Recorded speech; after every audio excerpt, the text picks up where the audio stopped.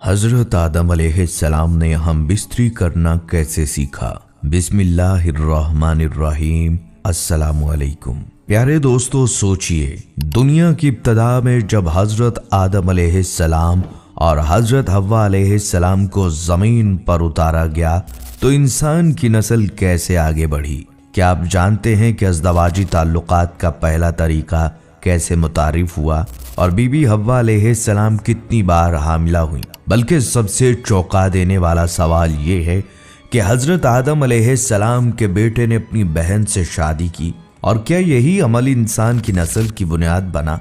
इन सब सवालात की हकीकत क्या है, आज की वीडियो में हम कुरान और हदीस की रोशनी में इन तमाम सवालात के जवाबात तलाश करेंगे।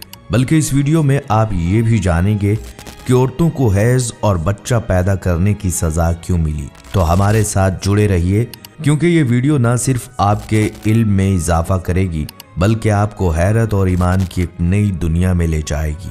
प्यारे दोस्तों, जैसा कि आपके इल्म में होगा कि अल्लाह ताला ने इस दुनिया में सबसे पहले जिन्नात को आबाद किया, मगर उनकी सरकशी और फसाद के बायस फरिश्तों की अफवाज भेजकर उन्हें समंदर बुर्द कर दिया और इस तरह जमीन के असल हकदार यानी हजरत इंसान के आबाद होने की राह हमवार हुई। कुरान करीम में अल्लाह इस किस्से की इब्तदा अपने और फरिश्तों के माबैन होने वाले एक मुकालमे से करते हैं।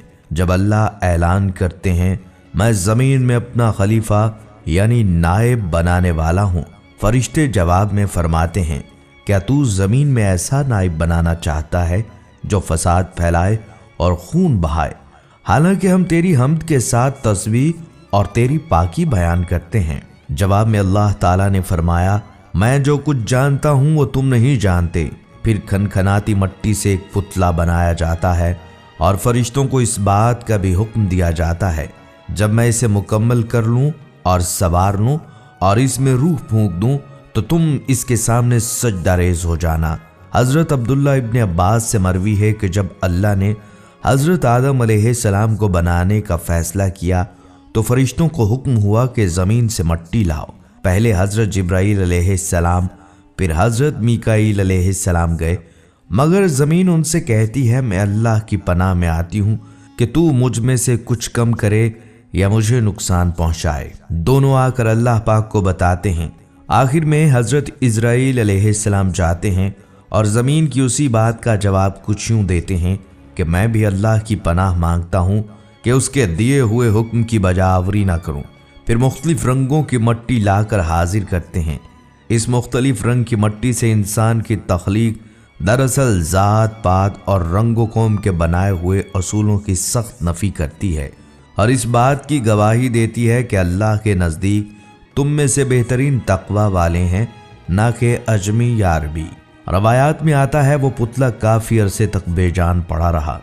इब्लीस जब वहाँ से गुजरता तो उससे मुखातिब होकर कहता, तुम एक अजीम काम के लिए पैदा किए गए हो। फिर जब मुसव्वरे कायनात इंसान का ह्यूला मुकम्मल कर लेते हैं और खाक के पुतले में रूह डाल दी जाती है तो हज़रत आदम अलैहिस्सलाम की तख्लीक मुकम्मल होती है। जब आपके अंदर रूह फूंकी गई तो आपको होश आते ही एक छींक आई। फरिश्तों ने आपसे कहा, कहो अल्हम्दुलिल्लाह, और आपके अल्हम्दुलिल्लाह के जवाब में अल्लाह ताला फरमाते हैं कि तुम पर अल्लाह का रहम हो। फिर आपको हुक्म हुआ कि जाकर फरिश्तों से मिलो। फरिश्तों ने आपको देखकर अस्सलामु अलैकुम कहा तो अल्लाह पाक ने फरमाया, ए आदम, ये आज से तुम्हारे तस्लीमात हैं। यूं दो अहम सबक इंसान को आसमानों पर ही सिखा दिए जाते हैं। एक ये कि जैसे इब्तदा में ही एक नाखुशगवार कैफियत का सामना करना पड़ा छींक की सूरत में, इसी तरह तुम्हारी ज़िंदगी में हर किस्म के मसाइब आएंगे जिनके जवाब में सब्र के साथ अल्लाह की सना और शुक्रगुजारी की रवश इख्तियार करनी है।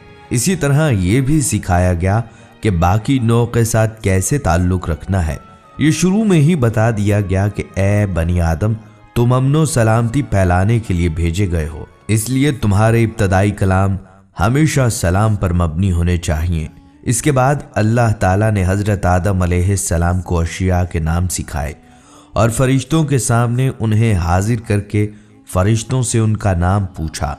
फरिश्ते कहते हैं, ए पाक रब, तू पाक है, इस बारे में हमारा इल्म कुछ नहीं। हमें तो बस उतना ही मालूम है जितना इल्म तूने हमें अता किया। फिर हज़रत आदम अलैहिस्सलाम से पूछा जाता है तो वो झट से नाम बता देते हैं। अब बारी ताला फरिश्तों को मुखातिब करके कहते हैं, क्या मैंने नहीं कहा था कि मैं वो जानता हूं जो तुम नहीं जानते। फिर सबको हुक्म हुआ कि आदम के सामने सजदे में गिर पड़ो, और तमाम फरिश्ते सजदे में गिर पड़ते हैं सिवाय इब्लीस के। इब्लीस के बारे में हम वाकिफ़ हैं कि ये दरअसल जिन्नात में से था, जो अपने ज़ुहद व इबादत की बुनियाद पर एजाज़ी तौर पर फरिश्तों वाले काम पर फाइज हो गया था। इस बागी हरकत पर अल्लाह ताला इब्लीस से दरियाफ्त फरमाते हैं कि तुम्हें यह सजदा ना करने से किस चीज़ ने रोका है। तो वो मलऊन कहने लगा, मैं इंसान से बेहतर हूँ। ऐ रब, तूने मुझे आग से बनाया और इस इंसान को मट्टी से। लम्हा भर का तकब्बर वो भी खालिक़ कायनात के सामने उसके तमाम किए कराए पर पानी फिर गया और वो अपने मनसब से फारिग और दरबार से निकाल दिया गया। बारी ताला का हुक्म हुआ, तू उतर यहाँ से, तो इस लायक नहीं कि तकब्बुर करे, बस बाहर निकल, तू जलील है। तो वो मलऊन रोज़े क़यामत तक की मोहलत यानी ज़िंदगी मांगता है जो उसे दे दी जाती है। फिर अपनी मोहलत मांगने की वजह बयान करते हुए कहता है कि चूंकि तूने मुझे गुमराह किया है, मैं भी लोगों के लिए तेरी सीधी राह पर बैठूंगा, फिर उन पर आऊँगा, उनके सामने से, उनके पीछे से, उनके दाएं से और उनके बाएं से, और तू उनमें से अक्सर को शुक्रगुजार न पाएगा। यूं शैतान दरबार से निकाला जाता है और उधर हक ताला हज़रत आदम अलैहिस्सलाम की नस्ल से तमाम आने वाली बनीनो इंसान की अरवाह को जमा करके अहद लेते हैं, क्या मैं तुम्हारा रब नहीं हूँ। हम सब ने उस सवाल का जवाब यक जुबां होकर दिया था, क्यों नहीं ए रब, हम इस बात पर गवाह हैं। उस वक्त हज़रत आदम अलैहिस्सलाम तमाम इंसानों को देखते हैं। उन्हें आने वाले अंबिया की अरवाह अलग से चमकती हुई दिखाई देते हैं, मगर आपको इस बात पर हैरानी होती है कि तमाम इंसान एक जैसे नहीं, अपने रंगो रूप और नस्ब में सब अलग हैं। वो बारी ताला से दरियाफ्त करते हैं कि ए अल्लाह, तूने सबको यकसा क्यों नहीं बनाया। जवाब आता है, क्योंकि मुझे अपने बंदों की तरफ से शुक्रगुजारी बहुत अजीज है। जन्नत में कुछ अरसा क़याम के बाद हज़रत आदम अलैहिस्सलाम को एक खलिश महसूस होने लगती है। फरिश्ते तो हर दम रब की सना में मशगूल होते हैं। अब आप क्या करें। एक इल्मुल अस्मा आपको अता हो चुका, मगर इस इल्म की बाबत तो फरिश्ते कुछ नहीं जानते। किससे गुफ्तगू करें, कहाँ करार पाएं। एक दिन सोकर उठते हैं तो अपने सामने एक अपनी हम नौ औरत को पाते हैं जो उनकी पसली से पैदा शुदा थी। पूछते हैं, तुम कौन हो। वो कहने लगी, औरत। फिर पूछा, तुम्हारी तख्लीक का मकसद क्या है। तो कहने लगी, ताकि तुम मेरे अंदर करार पाओ। अब फरिश्ते हज़रत आदम अलैहिस्सलाम से पूछते हैं कि ए आदम, इस औरत का नाम क्या है। तो आप कहते हैं हव्वा, बमानी जानदार। पूछा क्यों। तो कहने लगे, क्योंकि ये एक जानदार शय से तख्लीक हुई है। इससे हमें अंदाज़ा होता है कि मर्द औरत के जोड़े की तख्लीक का मकसद आपस में अमनो आतशी के साथ एक दूसरे के अंदर सुकून और करार पाना है। ये नहीं कि हर दम ताकत के हसूल की कशमकश में आपस में लड़ते रहें। बल्कि दोस्तों, यहाँ ये बात भी जान लीजिए कि आदम अलैहिस्सलाम ने हम बिस्तरी करना कैसे सीखा।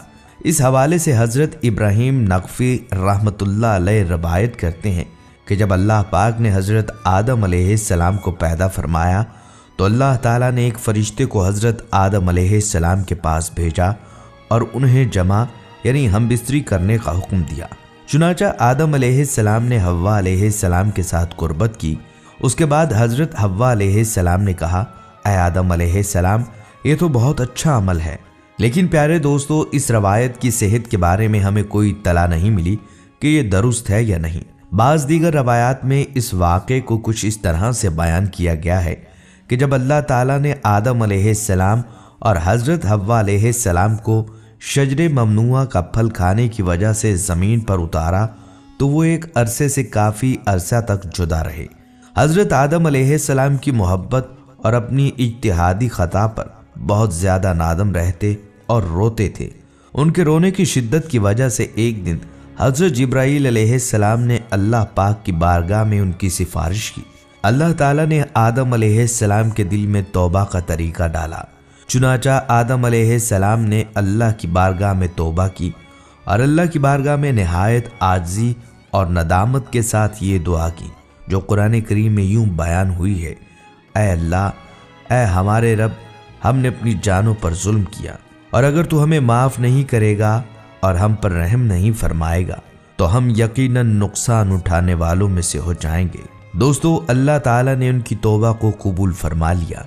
इसके बाद हज़रत जिब्राईल अलैहिस्सलाम ने हज़रत आदम अलैहिस्सलाम को खुशखबरी सुनाई और उन्हें मक्का मुकरमा ले गए, जहां आदम अलैहिस्सलाम ने अल्लाह के घर काबा की बुनियाद रखी और हिजर अस्वद को नस्ब किया। इसके बाद अरफात के मैदान में आदम अलैहिस्सलाम और हज़रत हव्वा की मुलाकात हुई। वक्त और हालात की तब्दीली की वजह से वो दोनों एक दूसरे को पहचान न सके। तब हज़रत जिब्राईल अलैहिस्सलाम ने दोनों का तारुफ करवाया। प्यारे दोस्तों, चूँकि जन्नत में आदम अलैहिस्सलाम और हज़रत हव्वा को कुर्बत करने से मना किया गया था, इसलिए ज़मीन पर आने के बाद वो एक दूसरे से अलहदा सोया करते थे। फिर एक दिन अल्लाह ताला ने हज़रत जिब्राईल अलैहिस्सलाम को हुक्म दिया कि आदम अलैहिस्सलाम को हज़रत हव्वा के करीब होने और हम बिस्तरी के आदाब सिखाएं। लिहाजा हज़रत जिब्राईल अलैहिस्सलाम ने हज़रत आदम अलैहिस्सलाम को ये आदाब सिखाए और अल्लाह के हुक्म पर अमल करते हुए उन्होंने हज़रत हव्वा से कुर्बत की। हज़रत आदम अलैहिस्सलाम ने हज़रत जिब्राईल अलैहिस्सलाम को बताया कि उन्होंने अपनी बीवी को बहुत अच्छा पाया। इस वाक़े के बाद हज़रत हव्वा से नस्ल इंसानी की इब्तदा हुई। प्यारे दोस्तों, एक रिवायत में ये भी आता है कि जब हज़रत हव्वा को पैदा किया गया तो हज़रत आदम अलैहिस्सलाम ने उनकी तरफ मीलान करना चाहा और इरादा फरमाया कि दस्ते मोहब्बत बढ़ाएं। तो फरिश्तों ने कहा, ऐ आदम, ठहर जाओ, पहले महर अदा करो। आपने फरमाया, वो महर क्या होता है? फरिश्तों ने कहा, महर ये है कि तुम नबी सल्लल्लाहु अलैहि वसल्लम पर दरूद पढ़ो।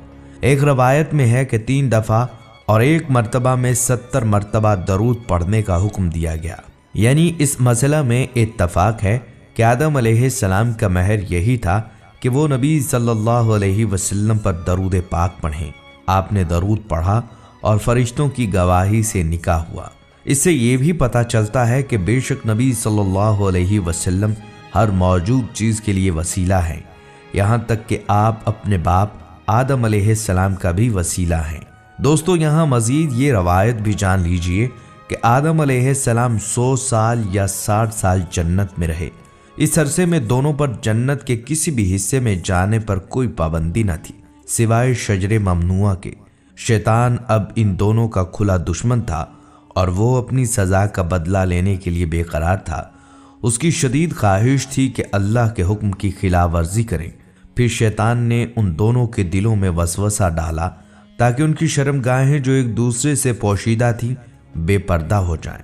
उसने उनसे कहा कि तुम्हारे रब ने तुम दोनों को इस दरख्त से इसलिए मना फरमाया कि कहीं ये फल खाकर तुम दोनों फरिश्ते ना हो जाओ और कहीं हमेशा जिंदा रहने वालों में से हो जाओ।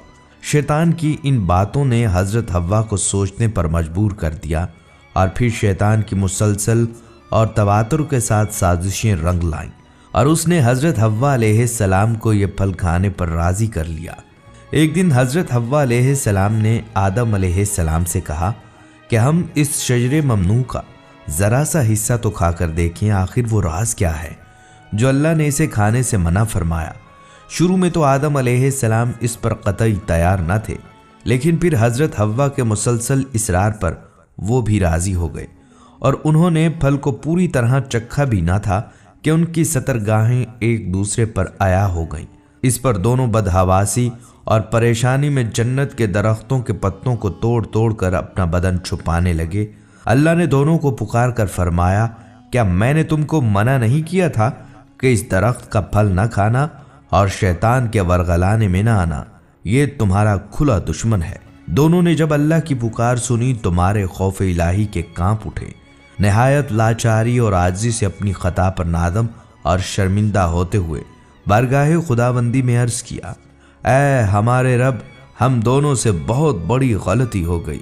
अब अगर आपने हम पर रहम न किया और माफ़ न फरमाया तो हम बर्बाद हो जाएंगे। अल्लाह ताला ने फरमाया कि अब तुम दोनों एक ख़ास मुद्दत तक ज़मीन पर रहोगे जहाँ तुम एक दूसरे के दुश्मन होगे और वहां तुम्हें मरना है और फिर उसी में पैदा होना है। चुनाचा दोनों को जमीन की तरफ रवाना कर दिया गया। रवायत में है कि हजरत आदम अलैहिस्सलाम को हिंद और हजरत हव्वा अलैहिस्सलाम को जद्दा और इब्लीस को बसरा से चंद मील के फासले पर बमस्ती नाम के मुकाम पर उतारा गया। हजरत सदी रहमतुल्लाह अलैह फरमाते हैं कि जब हजरत आदम अलैहिस्सलाम को हिंद के मुकाम पर उतारा गया तो उनके पास हिजर अस्वद था और जन्नत के दरख्तों के पत्तों की एक मुट्ठी भर थी। फिर हजरत आदम अलैहिस्सलाम ने उन पत्तों को ज़मीन पर फैला दिया और ये खुशबूदार दरख्त उन पत्तों ही की पैदावार हैं। हजरत इब्ने अब्बास से मरवी है कि जिब्राईल अलैहिस्सलाम हजरत आदम अलैहिस्सलाम के पास आए और गंदम के 7 दाने साथ लाए। हजरत आदम अलैहिस्सलाम ने पूछा कि ये क्या है। हजरत जिब्राईल ने अर्ज़ किया, ये उस दरख्त का फल है जिससे आपको रोका गया था, लेकिन आपने तनावुल कर लिया। अर्ज़ किया, इनको ज़मीन में बो दीजिए। हजरत आदम अलैहिस्सलाम ने बो दिया और वो दाने वज़न में इस दुनिया के दानों से लाख दर्जे ज़्यादा था। वो दाने आगे हजरत आदम अलैहिस्सलाम ने फसल काटी, फिर दानों को भूसे से जुदा किया, फिर सफाई की, उसे पीस कर आटा गूंधा और रोटी पकाई। इस तरह मेहनत और मुशक्क़त के बाद उसे खाया। अब सवाल जो दर हकीकत था कि हजरत हव्वा कितनी बार हामला हुई और उन्होंने कितने बच्चों को जन्म दिया, इसी बारे में आया है कि आदम अलैहिस्सलाम और हजरत हव्वा जन्नत में नाजो नेमत में थे, लेकिन इब्लीस जो कि सांप के मुंह से बोलता था, उसने मोर की मदद से उनको धोखा दिया और ममनुआ फल को पहले हव्वा और फिर उसके बाद आदम ने खाया। रिवायत में है कि जब तक आदम का अकल सालिम था उसने ये ममनुआ फल नहीं खाया। उसके बाद हव्वा ने आदम को शराब पिलाई और फिर उसे दरख्त के पास ले गई और फिर उसे ममनुआ फल खाने के लिए कहा। यानी ये मुख्तलिफ किस्म की रवायतें हैं। आदम और हव्वा अम्र इलाही की मुखालफत और ममनुआ फल खाने के बाद जन्नत से बाहर निकाले गए। मुस्तहिक सज़ा के अलावा हव्वा को और इसके बाद दूसरी औरतों को बहुत सी सज़ाएं जैसा कि माहवारी, हमल, ज़िचकी का दर्द और दीगर बीमारियां वगैरह पैदा हुईं। जन्नत से निकाले जाने के बाद आदम अलैहिस्सलाम हिंदुस्तान और हज़रत अम्मा हव्वा जद्दा में उतरीं और तौबा के बाद अरफात के मुकाम पर एक दूसरे से मुलाकात की। उन्होंने हज किया। उन्होंने हज के बाज़ आमाल को बजा लाया और हव्वा को पहली बार माहवारी हुई। हज़रत आदम अलैहिस्सलाम ने ज़मीन पर अपने पाँव मारे और आबे ज़मज़म जारी हुआ और हव्वा अलैहिस्सलाम ने उस पानी से गुस्ल किया। अम्मा हव्वा के बारे में रवायत आती है कि वो 20 बार हामला हुई और उन्होंने 40 बच्चों को जन्म दिया। आपकी वफ़ात हज़रत आदम अलैहिस्सलाम के 1 साल बाद हुई और उन्हें हज़रत आदम अलैहिस्सलाम के साथ ही दफन किया गया। हज़रत हव्वा के दफन के बारे में जो इख्तलाफात सामने आते हैं, उनमें से बाज़ ने कहा है कि हव्वा जद्दा में उतरी और वहीं पर दफन हुई और एक कौल के मुताबिक उसे इसीलिए जद्दा का नाम दिया गया। ज़ाहिरन हव्वा का पहला मकबरा ईरानियों ने बनाया। सऊदी अरब की हुकूमत ये मकबरा मस्मार किया। बाज़ तारीखी रवायात के मुताबिक बीबी हव्वा मक्का मुकरमा में वाक़े कोहे अबू कैस के गार और आदम अलैहिस्सलाम के साथ दफन हुई। अब इन तमाम वाक़यात में सच्चाई और हकीकत को तो तारीख के माहिरीन ही बता सकते हैं। प्यारे दोस्तों, सबसे चौंका देने वाला एक सवाल कि हज़रत आदम अलैहिस्सलाम के बेटे ने अपनी बहन से शादी की और क्या यही अमल इंसान की नस्ल की बुनियाद बना। तो इस हवाले से सबसे पहले तो ये बात याद रखें कि औलाद आदम की सही तादाद किसी नस से साबित नहीं। अहले तवारीख के अक़वाल इस बाबत से मुख्तलिफ हैं। हज़रत आदम अलैहिस्सलाम की ज़ौजा हज़रत हव्वा जब भी हामला होती थीं तो एक बेटे और एक बेटी को एक साथ जन्म देती थीं। ये दोनों आपस में हकीकी बहन भाई कहलाते थे। इसमें मनाक़हत हराम थी। दूसरे बतन की औलाद पहले के लिए चच्चा की औलाद के हुक्म में होती थी, इसलिए हर बतन की मादा को दूसरे बतन के नर से शादी की इजाज़त होती थी। काबिल जिस लड़की के साथ निकाह करना चाहता था वो असूल मज़कूर की रोशनी में हाबिल की बनने वाली थी। काबिल से उसकी शादी जायज़ नहीं थी। हाफिज़ इब्ने कसीर रहमतुल्लाह अलैह कहते हैं कि बिलाशुबा अल्लाह ताला ने आदम अलैहिस्सलाम के लिए ये मशरूह किया था कि वो अपनी औलाद में से बेटी और बेटे की आपस में शादी करें, इसलिए ये हालात की ज़रूरत थी। लेकिन कहा जाता है कि उनके हर दफ़ा एक बेटा और एक बेटी इकट्ठे पैदा होते थे, तो इस तरह वो उनकी शादी करते थे जो उनके अलावा दूसरी दफ़ा पैदा होते। सदी रहमतुल्लाह अलैह कहते हैं कि अबू मालिक, अबू सालेह, इब्ने अब्बास रज़ियल्लाहु ताला अन्हुमा और इब्ने मसूद रज़ियल्लाहु ताला अन्हु और दूसरे असहाब रसूल सल्लल्लाहु अलैहि वसल्लम से नकल किया है कि आदम अलैहिस्सलाम का जो भी बेटा होता तो उसके साथ बेटी ज़रूर पैदा होती, तो उस बच्ची के साथ पैदा होने वाला बच्चा दूसरे बच्चे के साथ पैदा होने वाली बच्ची से शादी करता। हज़रत आदम अलैहिस्सलाम को कितने अरसे बाद औलाद हुई थी हमें मालूम नहीं। हाँ, अलबत्ता ये अवाम में मशहूर है कि एक औलाद सुबह होती और एक शाम को होती थी। तफसीर मजहरी में नकल किया गया है कि हज़रत हव्वा के बतन से हज़रत आदम अलैहिस्सलाम की 40 औलादें हुईं और हज़रत आदम अलैहिस्सलाम के इंतकाल तक पोते और पड़पोते वगैरह मिलाकर उनकी कुल 40,000 औलादें हो चुकी थीं और एक बतन से 2 औलादें होती थीं, एक लड़का और एक लड़की, और एक बतन के दूसरे लड़के का दूसरे बतन की लड़की से निकाह होता था। औलाद आदम के बारे में जरीर तिबरी अपनी तारीख में 3 तशरीहें लिखते हैं। नंबर 1, बेटे और बेटियों पर मुश्तमिल 120 फर्जंद। नंबर 2, 40 बेटे और बेटियां। नंबर 3, 25 बेटे और 4 बेटियां। काजी नासरीन बयाज़वी निज़ामुत तवारीख में लिखते हैं, इस यानी हव्वा ने 120 बतन से फर्जंदों को जन्म दिया और काबिल चौथे बतन का बेटा था। हाबिल के हलाक होने के 5 साल बाद एक बतन से आदम का एक बेटा पैदा हुआ और उनके हमरा बेटी नहीं थी। उसका नाम शीस रखा गया था और फरमाया, वो हाबिल के बदले में एक और मुबारक बेटा है और वो पैगंबर होगा। हज़रत हव्वा अलैहिस्सलाम आदम अलैहिस्सलाम की ज़ौजा है। मुतअद्दिद आयात में हज़रत आदम और उनकी ज़ौजा का जिक्र है और ये भी साबित है कि हज़रत आदम अलैहिस्सलाम की सलीबी औलाद के दरमियान एक बतन का दूसरे बतन से निकाह जायज़ था। दुनिया में इखलाकियात के जितने भी तसव्वुरात मौजूद हैं उनमें से कोई भी ऐसा नहीं कि जो किसी हद तक इजाफी ना हो। मजहब और वही एक ज़माने तक एक इखलाकी निज़ाम कायम करते हैं और दूसरे ज़माने तक दूसरा इखलाकी निज़ाम आ जाता है। रसूल सल्लल्लाहु अलैहि वसल्लम की इखलाकी तालीमात और निज़ाम अबदी और ताक़यामत हैं। बाकी रही अमर वाक़या की बात तो मुफस्सिरीन मसलन इमाम इब्न कसीर ने लिखा है, हज़रत आदम अलैहिस्सलाम की औलाद जोड़ों की सूरत में पैदा होती थी। मसलन सुबह को एक जोड़ा पैदा हुआ और शाम को एक जोड़ा पैदा हुआ, तो अब सुबह को जो लड़की पैदा हुई थी उसका निकाह शाम को पैदा होने वाले लड़के से जायज़ था और शाम को जो लड़की पैदा होती थी उसका निकाह सुबह को पैदा होने वाले लड़के के साथ जायज़ था। तो ये निकाह भी मुतलक़न जायज़ नहीं था बल्कि मशरूत था और हाबिल और काबिल का झगड़ा इसी में हुआ था।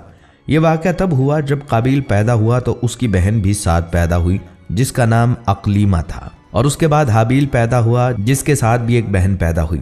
अब शरीयत के मुताबिक और कानून खुदाबंदी के मुताबिक हाबिल का निकाह अक़लीमा से होना चाहिए था जो काबिल की बहन थी, मगर काबिल एक गुनहगार शख्स था जो कानून को मानने के लिए और शरीयत को मानने के लिए तैयार नहीं था। उसकी ये ज़िद थी कि मैं अपनी बहन अक़लीमा से ही शादी करूँगा क्योंकि वो बहुत खूबसूरत है और हाबिल की बहन बहुत ही बदसूरत है। तो ये रुए ज़मीन पर पहला हसद था, बल्कि हाबिल की शादी खूबसूरत लड़की से हो जाती और काबिल के हिस्से में बदसूरत लड़की आ जाती।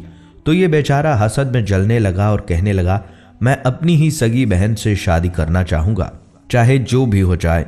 मगर हाबिल उसको समझाता रहा, हत्ता कि आदम अलैहिस्सलाम ने अपने बेटे को समझाने की कोशिश की मगर ये ना माना और इसी ज़िद पर अड़ा रहा कि चाहे कुछ भी हो जाए मेरी अक़लीमा से शादी होगी। हाबिल अपना हक़ कुर्बान करने के लिए तैयार नहीं था, बल्कि वो तो शरीयत के ख़िलाफ़ अमल करने की भी इजाज़त नहीं देता था। चुनाचा उसने एक बेहतरीन हिकमत अमली इख्तियार की और कहा कि हम दोनों ये फ़ैसला खुदा पर छोड़ देते हैं कि वो हमारे दरमियान जो फ़ैसला करेगा वही हमें मंजूर होगा। चुनाचा इस तरह करते हैं कि हम दोनों एक कुर्बानी लेकर पहाड़ की चोटी पर रख देते हैं, जिसकी कुर्बानी कबूल हो गई तो उसी की बात को तस्लीम किया जाएगा। उस वक्त कुर्बानी की कबूलियत फ़ौरन बतला दी जाती थी, इस तरह कि जिस शख्स की कुर्बानी कबूल होती तो आसमान से एक आग आती थी और उस कुर्बानी को साथ ले जाती थी। चुनाचा इन दोनों ने जब इस पर अमल किया तो हाबिल की कुर्बानी कबूल हो गई क्योंकि वो शरीयत के मुताबिक बात कर रहे थे और मुखलिस और मुत्तकी और परहेजगार थे। ये सूरत हाल जब काबिल ने देखी तो उसके गुस्से और हसद की आग में मज़ीद इजाफा हुआ, क्योंकि अब तो लोग भी उसको कहने लगे थे कि तुमने खुद ही फैसला खुदा पर छोड़ा था, अब मानते क्यों नहीं हो। तो ये बहुत परेशान हुआ और सोचने लगा कि जब तक हाबिल जिंदा है तब तक मुझे अपनी मर्जी नहीं करने देगा। चुनाचा वो उसको रास्ते से हटाने की तदबीर करने लगा। अभी तक रूए ज़मीन पर कोई भी शख्स फोत नहीं हुआ था और काबिल को भी पता नहीं था कि रास्ते से हटाने के लिए कत्ल कैसे किया जाए। वो हर वक्त सोचता था कि अपने भाई को रास्ते से कैसे हटाया जाए। एक मर्तबा इसी परेशानी के आलम में जंगल में टहल रहा था। शैतान उसके सामने जानवर की शक्ल में आया और दूसरे जानवर का गला दबा दिया, जिससे वो दूसरा जानवर थोड़ी देर तड़पने के बाद मर गया और बिल्कुल बेसुध होकर पड़ गया। या बाज़ लोग इस तरह लिखते हैं कि शैतान एक इंसानी शक्ल में उसके पास आया और करीब ही खड़े जानवर के सर पर कोई चीज़ ज़ोर से मारी, जिसकी ताब ना लाते हुए वो जानवर मर गया और बेसुध होकर गिर गया। जब काबिल ने ये मंजर देखा तो उसको तरकीब समझ में आ गई। उसने कोई बहुत भारी चीज़ उठाई और हाबील को सर पर दे मारी। हाबील बेगुनाह भाई थोड़ी देर तड़पता रहा और फिर मर गया। उसका सर बुरी तरह से जख्मी होकर फट गया था। जब खून रुक गया और लाश बेसुध होकर ठंडी हो गई तो ये बड़ा परेशान हुआ कि अब इसकी लाश को क्या किया जाए, इसको कैसे ठिकाने लगाया जाए और कैसे इसको लोगों से बचाया जाए। ये एक और परेशानी उसके गले पड़ गई। फिर ये परेशानी के आलम में जंगल निकल गया कि शायद वहाँ से कोई इशारा मिल सके। चुनाचा उसने देखा एक कौवा मरा पड़ा है और दूसरा कौवा अपनी चोंच से ज़मीन में गड्ढा खोद रहा है। फिर जब गड्ढा बन गया तो मुर्दे कौवे को उसी में डालकर ऊपर से मिट्टी डाल दी। बस उस शख्स को अपने ऊपर बड़ा गुस्सा आया कि मैं इतना बेवकूफ़ हूँ कि ये छोटी सी बात मेरे जहन में ना आई। इस तरह उसको रास्ता मिल गया और उसने अपने बेगुनाह भाई और नाजायज़ कत्ल को छुपाने के लिए मैयत को दफन कर दिया। ये बात जब हज़रत आदम अलैहिस्सलाम को पता लगी तो वो बहुत परेशान हुए। और आपको एक मज़े की बात बताता चलूँ कि जब ये हज़रत आदम अलैहिस्सलाम ने इंतहाई परेशानी के आलम में आकर अम्मा हव्वा को बतलाई कि तुम्हारा बेटा हाबील कत्ल हो चुका है और वो मर गया, तो अम्मा हव्वा परेशान होने की बजाय हैरान हो गई कि मौत क्या चीज़ होती है और मर जाने से क्या होता है।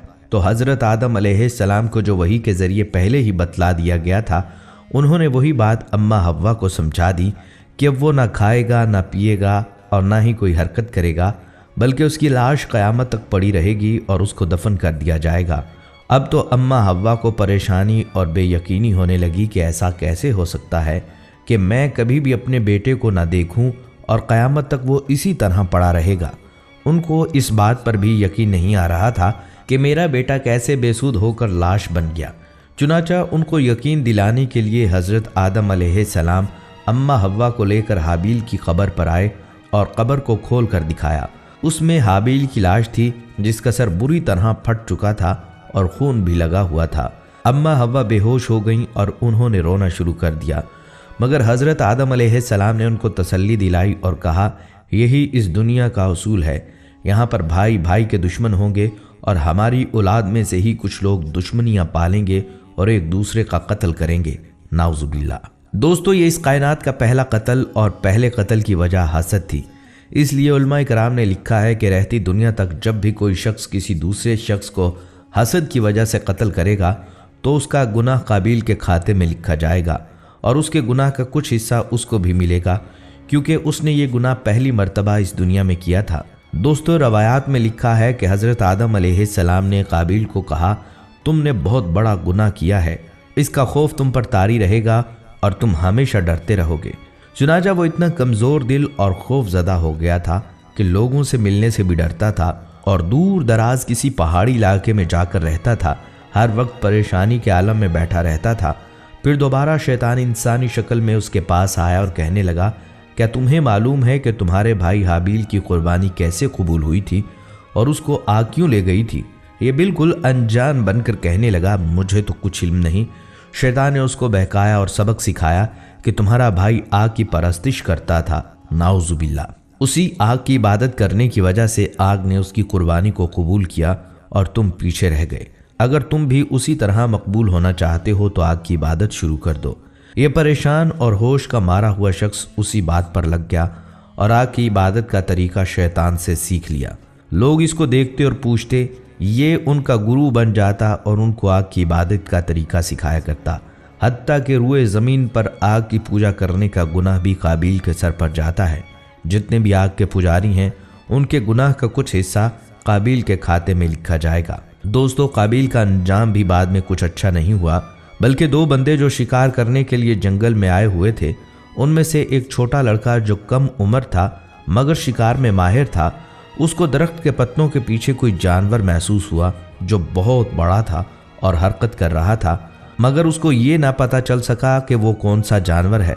उसने बेख्याली में उस पर तीर चला दिया जिससे वो जानदार फौरन मर गया। ये जानदार दर हकीकत एक इंसान था, और इंसान भी कौन? काबिल।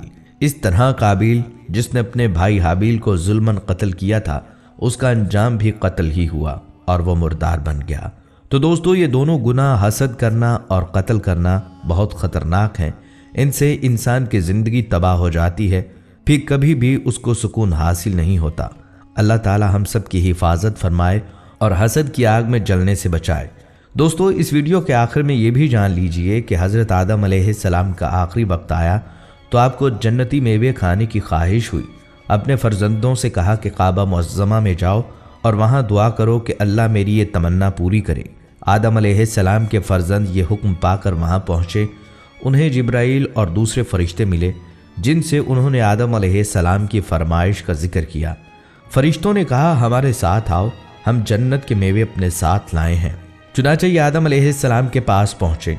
हज़रत हव्वा उन फरिश्तों को देखकर डरने लगी और चाहा कि आदम अलैहिस्सलाम के दामन में छुप जाएं। उन्होंने फरमाया, हव्वा, अब तुम मुझसे अलग रहो, मेरे और रब के कासिदों के दरमियान आड़ न बनो। इस तरह फरिश्तों ने हज़रत आदम अलैहिस्सलाम की रूह कब्ज़ कर ली। फरिश्तों ने आदम अलैहिस्सलाम के बेटों को कहा, जिस तरह हम तुम्हारे बाप को दफन करेंगे, इसी तरह तुम फौत होने वाले लोगों को कफन दफन करना। जिब्राईल अलैहिस्सलाम जन्नत के मुरक्कब खुशबूदार और जन्नती जोड़े का कफन और जन्नती बेरी के कुछ पत्ते अपने साथ लाए। उनको खुद गुस्ल दिया, कफन पहनाया और खुशबू मिली, और मलाइका उनका जिस्म मुबारक काबा में लाए और उन पर सारे फरिश्तों ने नमाज जनाजा अदा की, जिसमें हज़रत जिब्राईल इमाम थे और सारे फरिश्ते मुक्तदी। इस नमाज में 4 तकबीरें कहीं जैसे कि आज होती हैं। फिर मक्का मुअज़्ज़मा से 3 मील के फासले पर मुकाम मिना में ले गए, जहाँ के हाजी कुर्बान करते हैं, और इसी जगह इब्राहीम अलैहिस्सलाम ने हज़रत इस्माइल की कुर्बानी की। वहाँ मस्जिद खफीफ के करीब कब्र खोद कर उनको दफन करके उनकी कब्र को ऊँट के कोहान की ढलबान बना दिया। हज़रत हव्वा अलैहिस्सलाम की कब्र जद्दा में है। बाज़ रवायात के मुताबिक दोनों की कब्रें हरम में तवाफ़ की जगह में हैं। दुआ है अल्लाह ताला हमें हज़रत आदम और हव्वा की तरह अल्लाह की फरमाबरदारी करने और अपनी गलती करने पर फ़ौरन माफ़ी मांगने की तौफीक अता फरमाए, आमीन। प्यारे दोस्तों, ये थी आज की वीडियो जिसमें हमने हज़रत आदम अलैहिस्सलाम और इंसान के इब्तदा के हवाले से अहम मालूमात आपके साथ शेयर की। अब हम आपसे जानना चाहते हैं कि आज की वीडियो आपको कैसी लगी और क्या आपके जहन में हज़रत आदम अलैहिस्सलाम की नस्ल के बारे में कोई और सवाल है। आप अपनी कीमती राय और ख़यालात कमेंट सेक्शन में ज़रूर शेयर करें। हमें आपके ख़यालात का इंतज़ार रहेगा। इसके साथ ही मुझे इजाज़त दीजिए। मिलते हैं अगले